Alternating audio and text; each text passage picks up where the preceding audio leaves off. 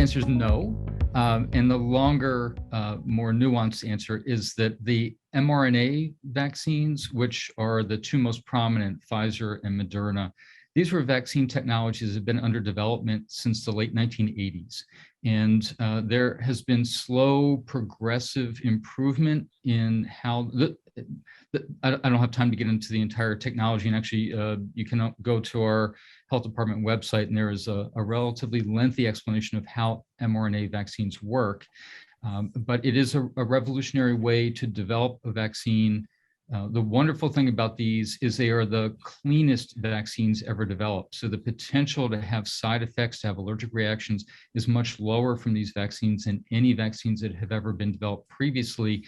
And if I had to put my money down, I think that almost every vaccine that we get, whether childhood or as adults, will eventually over the next few years be converted into mRNA vaccines because the side effect profile is just much lower.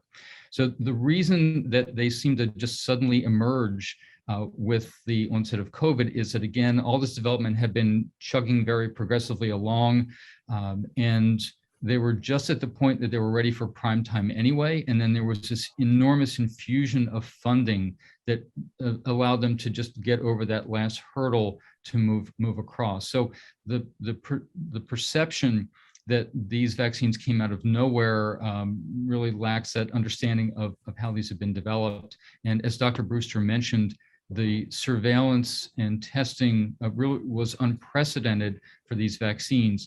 So unlike many vaccines in the past, the types of people included in the trials was much more representative of our population as a whole. So there was a very conscious effort to make sure that people who are members of minority groups were included in the trials, that there was a much broader range of ages, obviously initially not for pediatric, but for adults across the spectrum.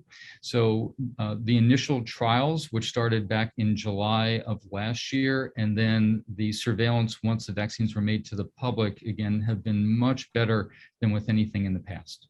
Mm-hmm. Yeah, and if I could just add to that as well, we have been able now there's been several months of use, but it's not just use in the US, right? I mean, we've used these vaccines across the world in different places. So there's data being gathered from other places across the world, or of similar vaccines, maybe using similar technology, but maybe not the exact same brand and so forth across the world. So there's a lot of grouping or aggregation of data that gives us confidence moving forward with these vaccines.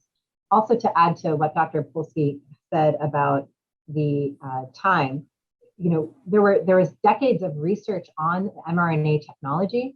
And so with the funding that he referenced that got infused because of the pandemic, and also the technology itself, the mRNA technology itself is much more quickly deployed than the types of culturing and for other types of vaccine platforms that we've always had. It's much longer to get to a process of developing a vaccine with them just because the type of vaccine it is.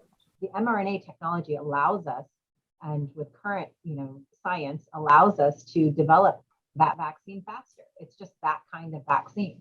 And so that, combined with the infusion of funding that allowed for trials to continue on without frequent pauses and allowed for steps in the trial to be staggered and overlapped as needed to move through, allowed for a shortened time period than what we're accustomed to with old school kind of vaccines.